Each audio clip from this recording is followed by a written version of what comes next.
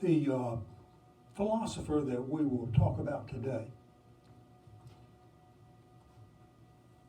his name, and his first name, it looks like will be Arthur to us.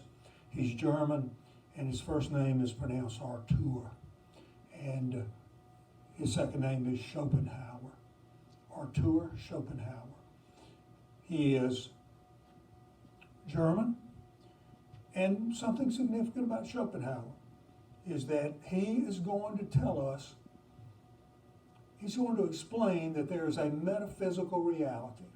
There is something real that lies beyond the material world, that lies beyond our senses. And so that makes him, and here's our word, Schopenhauer is a metaphysician, someone who believes in a metaphysical reality. And we'll see what it is in a minute. He'll have a name for it, and he will describe it for us. He is known for his famous book called The World as Will and Representation. I'll read a couple of passages later, and this is volume 1. So this is about 500 or 600 pages of volume 1.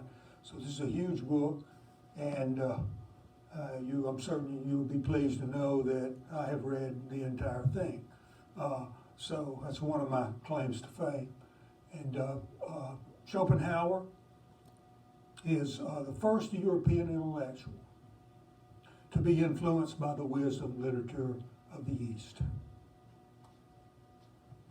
The Upanishads, the Hindu texts, Buddhism, Indian and Chinese texts.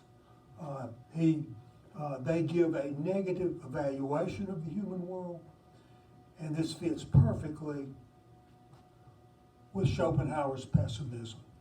And so Schopenhauer will be known for his pessimism. He is the most pessimistic of all of the philosophers that we'll study. I think you'll be able to see how that's true in a few minutes. Now remember, Kant had opened the door for metaphysical speculation when Kant told us that there are phenomena, objects that we experience through our senses, and there are noumena, objects that exist beyond the reach of our senses. But Kant had said that we can't know noumena.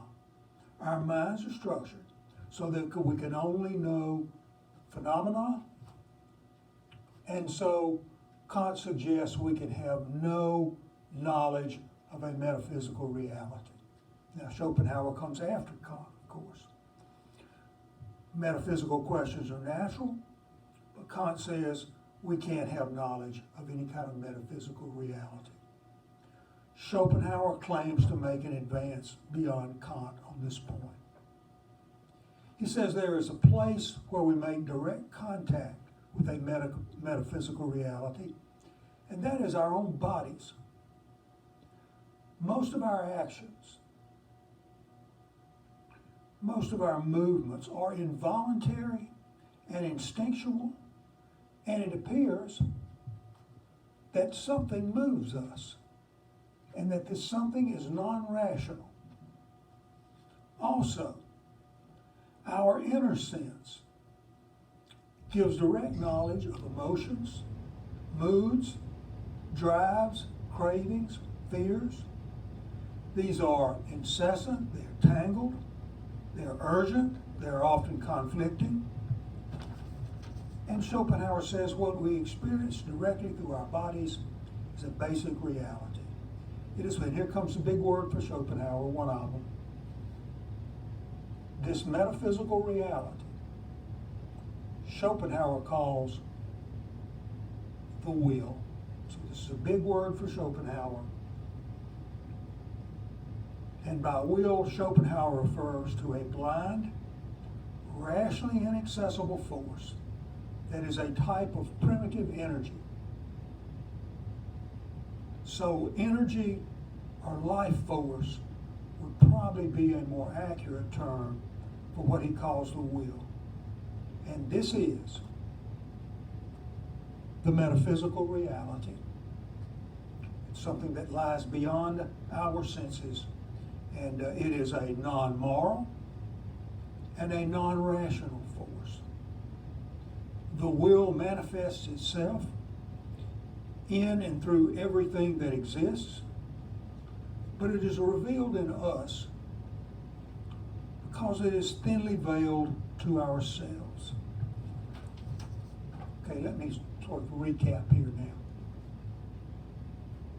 If you are a metaphysician, you believe that there is a world of appearance, what we would call the material world, and that there is a reality, something that lies beyond this world. And so Plato, if you'll remember Plato, the world of appearance he called the world of becoming, the reality he called the world of being. We think of Kant. The world of appearance he called phenomena.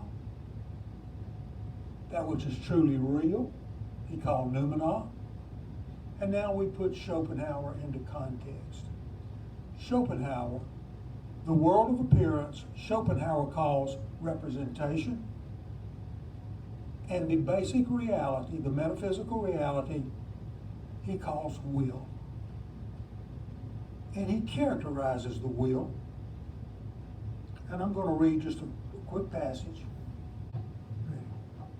All right, here's a passage from Schopenhauer's book where he talks about the will. He says the will, considered purely in itself, is devoid of knowledge and is only a blind, irresistible urge, as we see it appear in inorganic and vegetable nature and in their laws, and also in the vegetative part of our own life.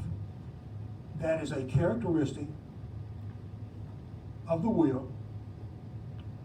This energy, this life force, is impersonal, it's insatiable, and its presence in us is the source of our suffering.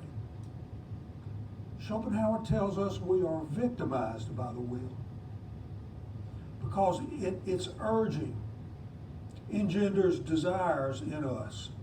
We want, we desire. But if our cravings and desires are unsatisfied, as they often are, if we have desires for things and they are unsatisfied or frustrated, then this is painful to us. If they are satisfied, if our desires are satisfied and we get what we want, this satisfaction is only temporary. We experience boredom and emptiness, and the process starts all over. So we lurch from one desire to another. There are incessant urgings, and satisfaction, ultimate satisfaction, is impossible. There's no state of rest. There's no state of peace. And happiness is impossible. The will is selfish. It is amoral. We will often use others to get what we want. Human beings will injure, will exploit, and even kill other human beings. This is part of being driven by the will. I told you the will is selfish and it is amoral. There are no morals attached to it. So to Schopenhauer, life is suffering. And as I state that, and I'm no expert here, but the writings of the Buddhists, of Buddhism, they have what they call these noble truths. And the first noble truth in Buddhism is this, that life is suffering. And this is what Schopenhauer has to tell us. He says, take an honest look at nature. It's a slaughterhouse. You have these animals killing and eating each other. History is a struggle of wars. The life of the individual is one of constant conflict. And I will read another passage here. History shows us the life of nations and finds nothing to narrate but wars and tumults.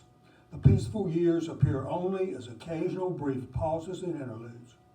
In just the same way, the life of the individual is a constant struggle, and not merely a metaphorical one against want or boredom, but also an actual struggle against other people. He discovers adversaries everywhere, lives in continual conflict, and dies with sword in hand. This is how Schopenhauer pictures a human life. Constant struggle, constant problem.